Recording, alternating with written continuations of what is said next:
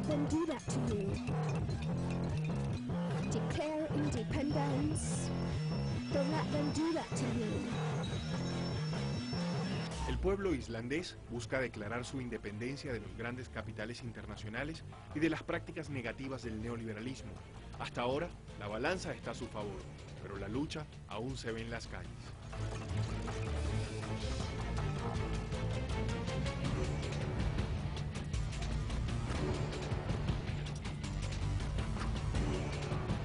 Igual que casi en toda Europa, la economía islandesa fue afectada por la crisis financiera mundial, pero a diferencia de casi toda Europa, la población con sus manifestaciones en la calle ha logrado frenar que la obliguen a pagar por los abusos de unos banqueros privados enloquecidos por la libertad que le dio el gobierno para hacer negocios, usando el dinero de la gente y tomando préstamos en otros países por 120.000 millones de dólares para comprarse supermercados y otros bienes. El capital de los bancos llegó a ser 10 veces lo que valía la economía de Islandia. Este cartel cuenta de manera simple qué fue lo que pasó. Una historia fea, de robos salvajes y feos, un grupo de ladrones financieros y políticos corruptos. Y ahí están. Han infiltrado Islandia para tomarse la pensión de la gente y apoderarse de los bancos. Esta banda, junto con el capital internacional financiero, está forzando a la gente de Islandia a pagar la cuenta y esto, según mi opinión, es básicamente lo que está pasando por todo el mundo. En todos los países, España, Suramérica, Grecia, donde sea. Esto es la historia de los Inglorious Bastards, bastardos sin gloria, del sistema financiero en resumen. Llamaron a los ancianos a preguntarles si querían invertir en un fondo muy bueno. Eso es el asunto. Y algunos lo hicieron y creyeron en los bancos. Que los bancos no mienten. Que temblara cuando estuviera frente al banquero para pedir un préstamo pequeño, porque era gente que uno respetaba. Esos banqueros compraron al Estado islandés los 3 principales bancos en el año 2000, cuando por primera vez hay una apertura con rasgos neoliberales en la cerrada y estable economía del país. Comenzaron sus viajes por el mundo vendiendo sus productos financieros como los más seguros. Ofrecían los intereses más atractivos de toda Europa para el momento. Crearon una especie de banco virtual en Internet con el que captaron ahorristas en Holanda y Gran Bretaña principalmente.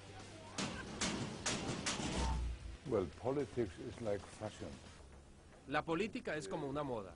Va por todos lados en un mundo globalizado. Todos hacemos cosas similares. Escuchamos música similar. Tenemos ropa similar. Así es en política. En los últimos años, el neoliberalismo ha sido la moda en política. En todas partes del mundo. Hemos estado haciendo lo mismo que en otras partes se hizo. Hemos privatizado operaciones que eran públicas como los bancos.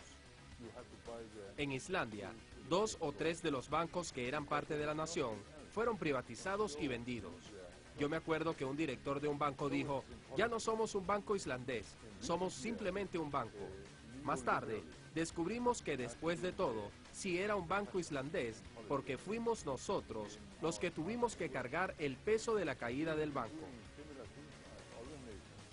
Con la llegada de la crisis entre 2007 y 2008, la caída de la organización financiera norteamericana Lehman Brothers y las consecuencias en el resto del mundo, los islandeses se enteraron que sus bancos también negociaron los productos crediticios conocidos como tóxicos y que muchos de ellos habían sido adquiridos por ciudadanos holandeses y británicos. Entonces vino la crisis de la caída en el otoño de 2008.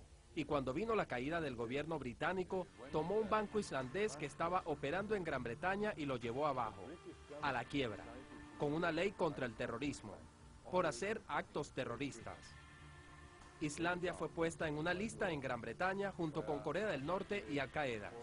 Eso nos causó mucho daño a la economía islandesa. En septiembre de 2008, la firma internacional americana Lehman Brothers colapsó. Miles de trabajos se perdieron en Londres. Millones de dólares migraron desde Gran Bretaña a América. Pero no había intención de poner a George Bush en la lista con Corea del Norte o Al Qaeda. Solo se tomó al más pequeño. Y esto ha sido el problema en Islandia.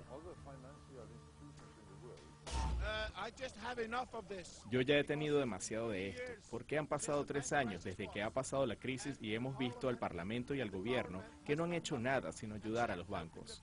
Los bancos tienen unidades especiales para sacar a la gente de sus casas. Es como una mafia, estamos hartos, ya hemos tenido demasiado.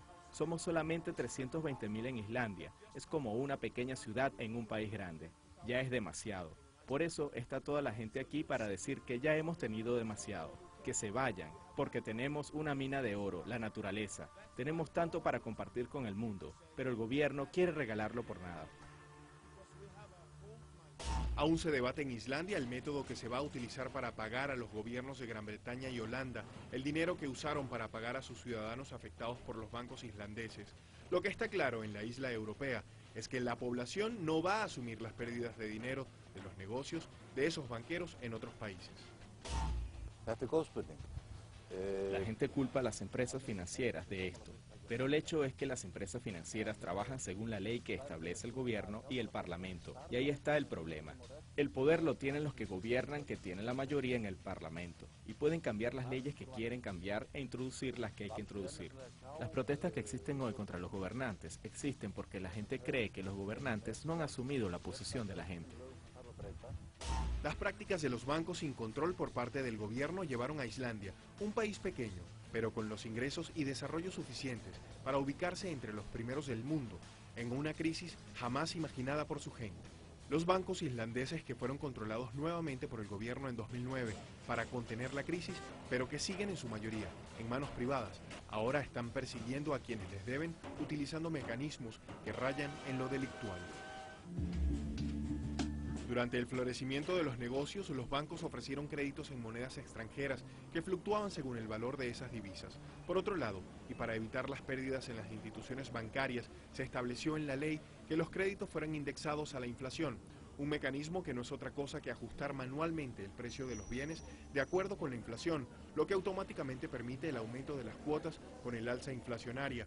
La deuda se recapitaliza a favor de las instituciones financieras y, peor aún, los bancos pueden cobrar intereses sobre intereses, lo que es una práctica perversa que ha hecho impagable el crédito para casi el 70% de los islandeses.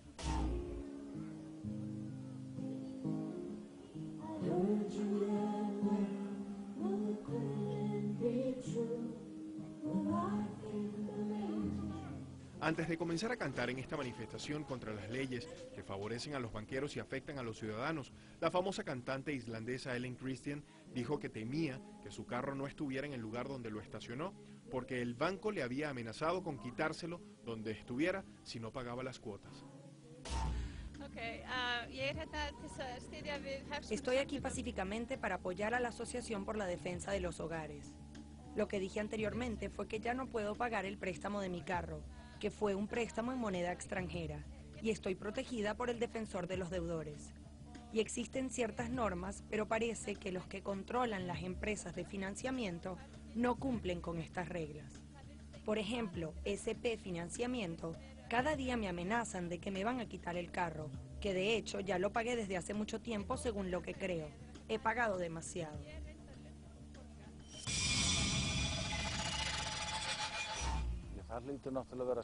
Debe ser una experiencia terrible levantarse y alguien se ha llevado el carro. La gente, por supuesto, esto lo vive como una falta de ley absoluta, porque compra un carro, recibe financiamiento de un banco, después hay una formalidad y el documento de propiedad está a nombre del banco y no de la persona, pero la gente considera que está a su nombre.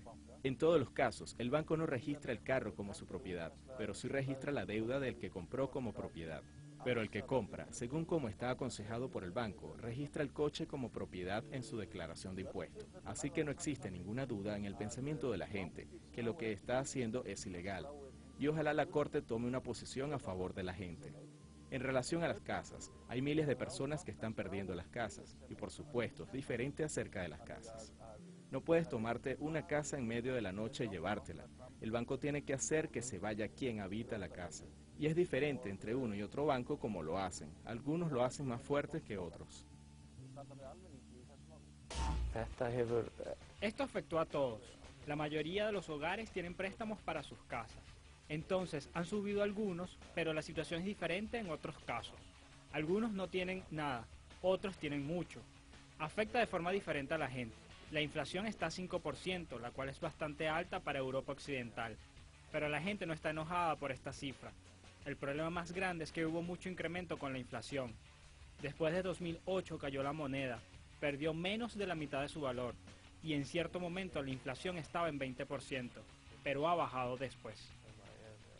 Islandia tiene un sistema parlamentario, lo conforma una Cámara de Representantes de 63 miembros, elegidos por el pueblo. Tiene un presidente que ocupa las funciones de jefe de Estado. Él nombra al primer ministro, que es el jefe de gobierno.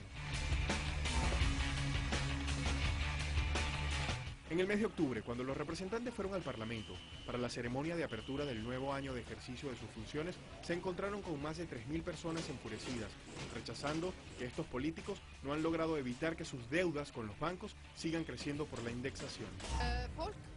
La gente se reunió y mostró solidaridad efectiva. Vino aquí a la Plaza Central y apoyaron las demandas de la organización por la defensa de los hogares, que son por una corrección general y justa del incremento exagerado de nuestras deudas y la eliminación de la indexación con las deudas.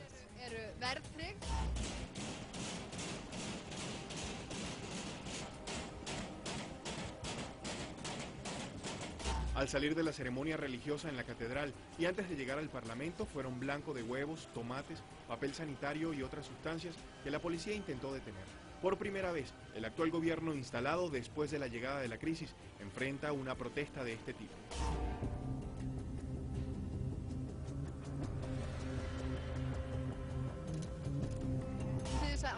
Nuestros préstamos están indexados con la inflación y queremos que esto se elimine. Las familias han sido abandonadas por 3 años y los bancos, acreedores y ricos han sido priorizados por este gobierno y esta priorización no es correcta. Ha llegado nuestro tiempo, el de las familias. Según un refrán islandés, no se puede estar sentado en la punta de un pico por mucho tiempo. Ese dicho popular lo convirtieron en una pieza de arte para llevarlo ante la primer ministra y entregarle una solicitud avalada por 34.000 firmas para que se derogue la ley de esos créditos indexados. Los manifestantes le dijeron que si para enero próximo no se ha cumplido con la modificación de la ley, van a hacer que su solicitud se convierta en una petición de referendo nacional. Aseguran que no pueden estar más tiempo esperando en la punta del pico.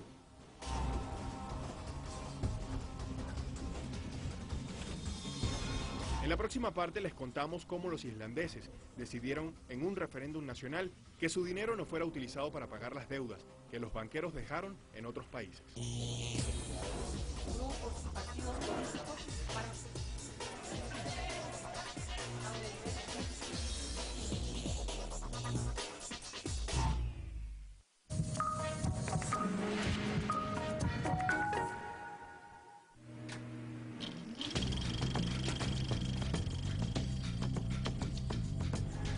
Un espacio donde se hace visible lo invisible.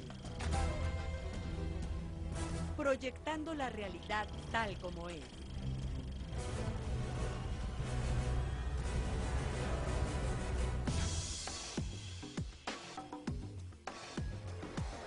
Documentales Telesur, todos los sábados y domingos, solo por Telesur.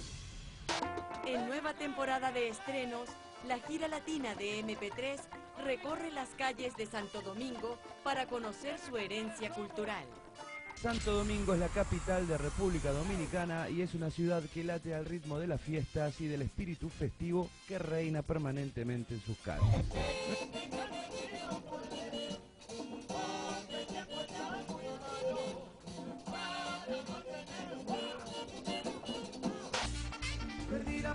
MP3 Gira Latina, Santo Domingo de Fiestas, este sábado, en estreno, solo por Telesur.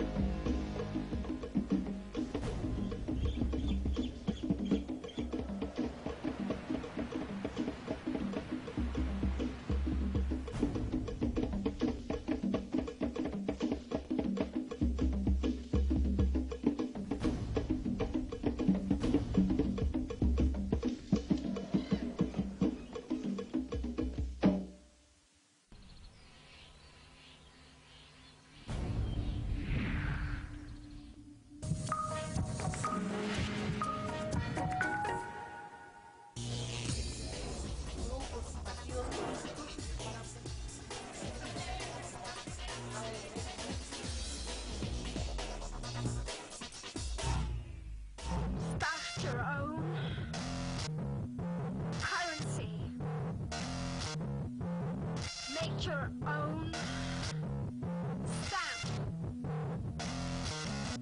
Protect your language.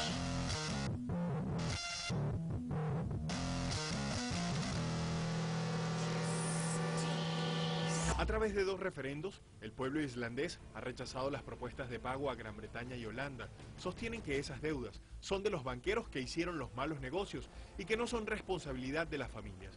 Para llegar a ese momento vivieron la agonía de ver desplomarse las estructuras de los gigantescos bancos que crecieron artificialmente y que crearon una dependencia al país del sistema financiero. El presidente de la isla cree que lo que sucedió en Islandia es producto del funcionamiento del sistema mundial. En primer lugar fueron las ideologías en Estados Unidos y Europa, en los 90 y la primera década del siglo XXI. Todo esto fue lo que generó esto. El núcleo era privatizar y dejar crecer a los bancos para controlar la economía.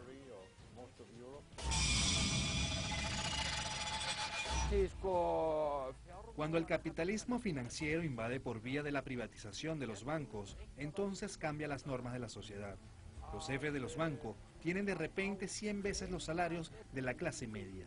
Para la gente ya no era visto como un buen puesto ser maestro, cuidar a niños, esos trabajos importantes, y mientras todo eso estaba pasando, 1/3 de la gente tenía un mínimo del salario.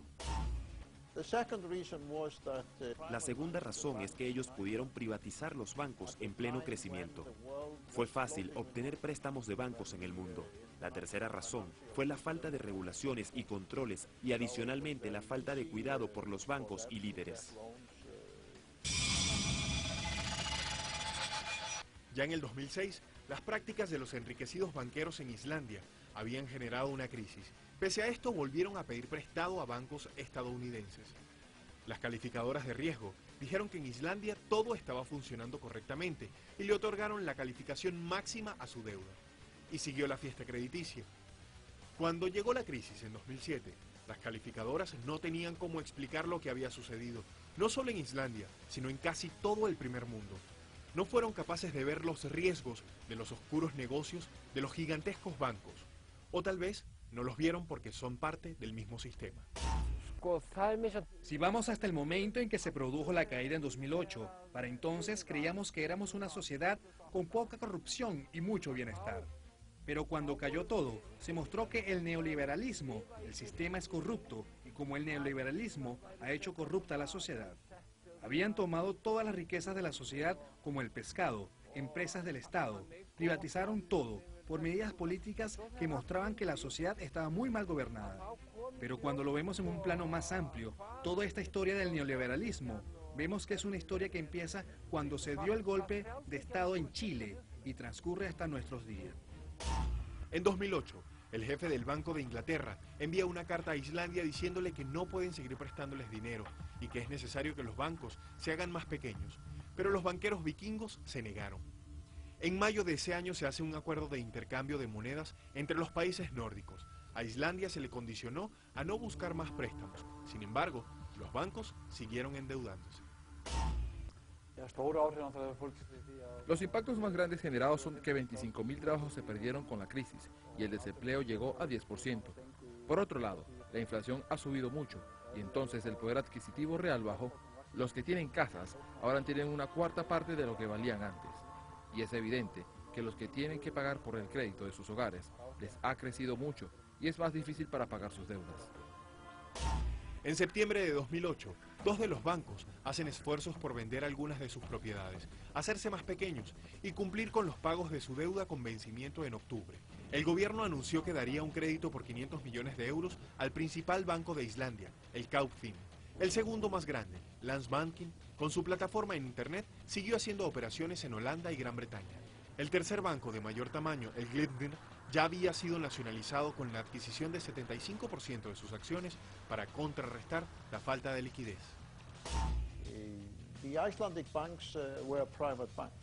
Los bancos en Islandia eran privados y como somos parte, ellos hacían 80% de operaciones afuera. Cuando se cayeron, la gente quería que les regresara su dinero.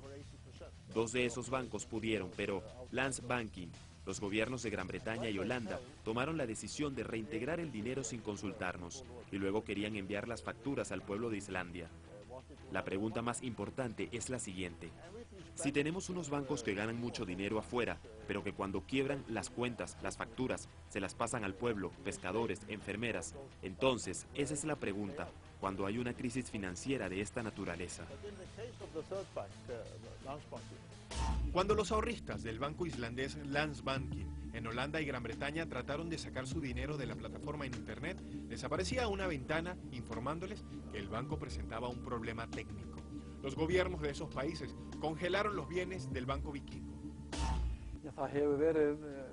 Cuando tuvimos la crisis en 2008, la porción de extranjeros trabajando aquí era muy alta.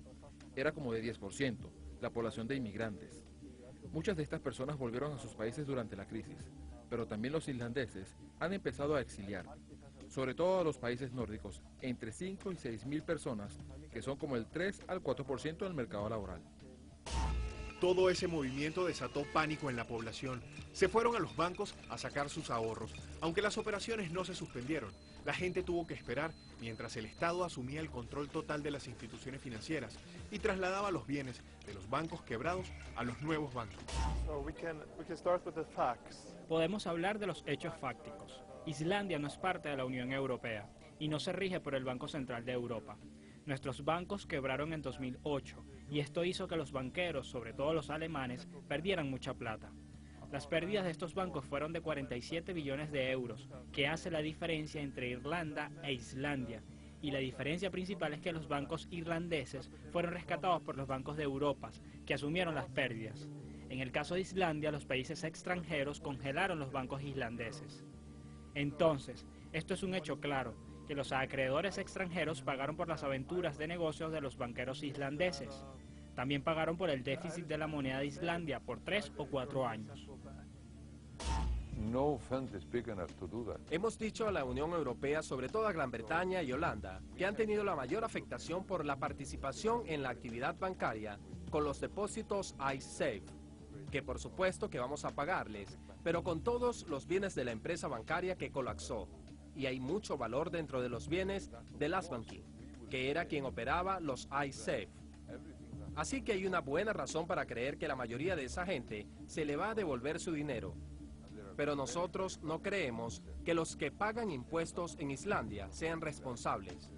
Aún más, cuando estos bancos estaban operando en Gran Bretaña y Holanda, dando a la gente interés muy altos por sus depósitos. Esto era el libre mercado, sin ningún compromiso de la nación islandesa con eso.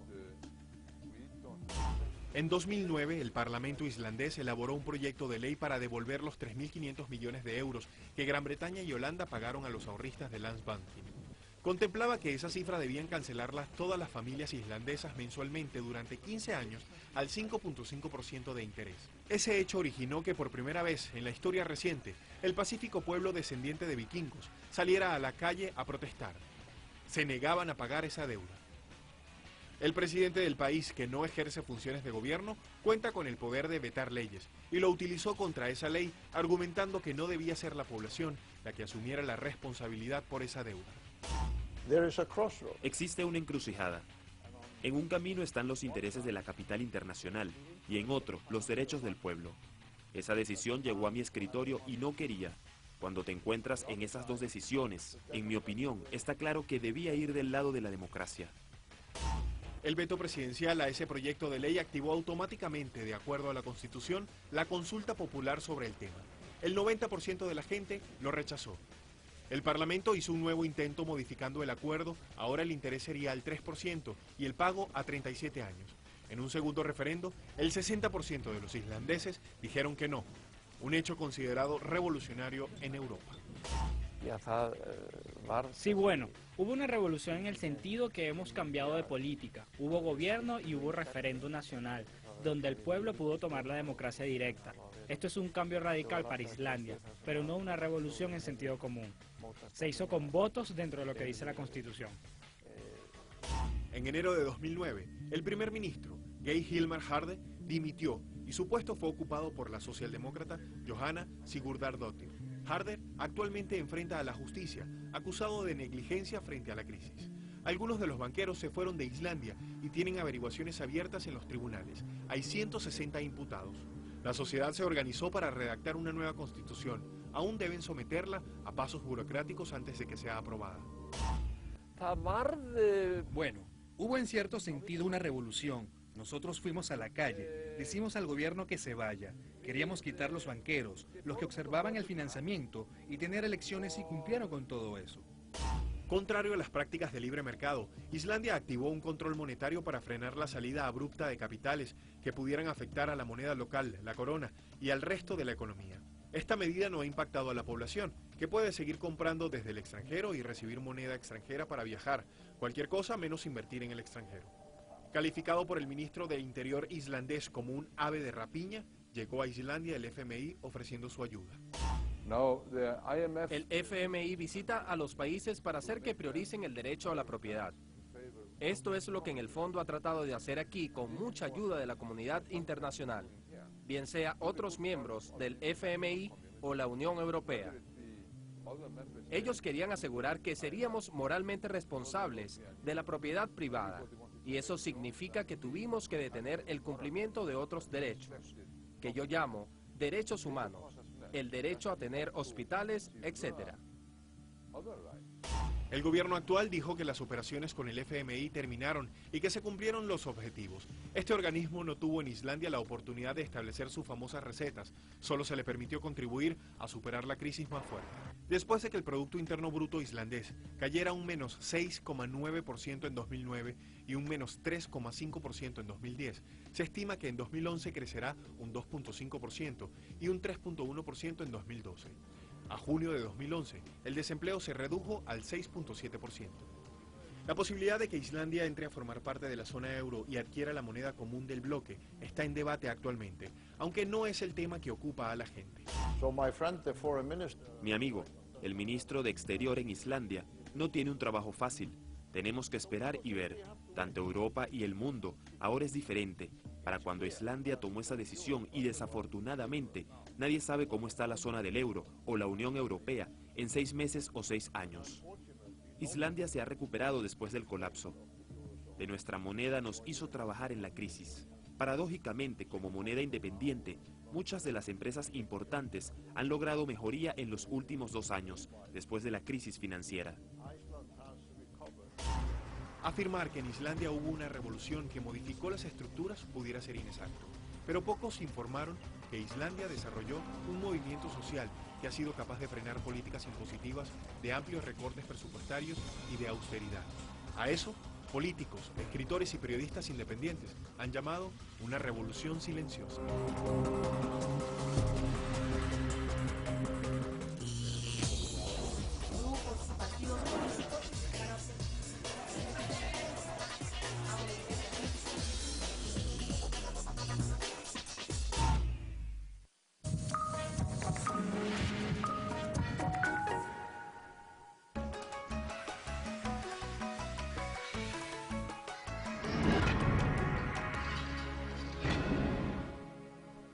En telesurtv.net, Rincón Bicentenario, 200 años de independencia en América Latina. Encuentra en la red programas, noticias y especiales dedicados a la lucha independentista de nuestros pueblos. También en el Bicentenario, Telesur está presente. La especie humana corre el riesgo real de desaparecer. El sistema capitalista es insostenible. Fidel Castro. Telesur, creando conciencia a favor del medio ambiente.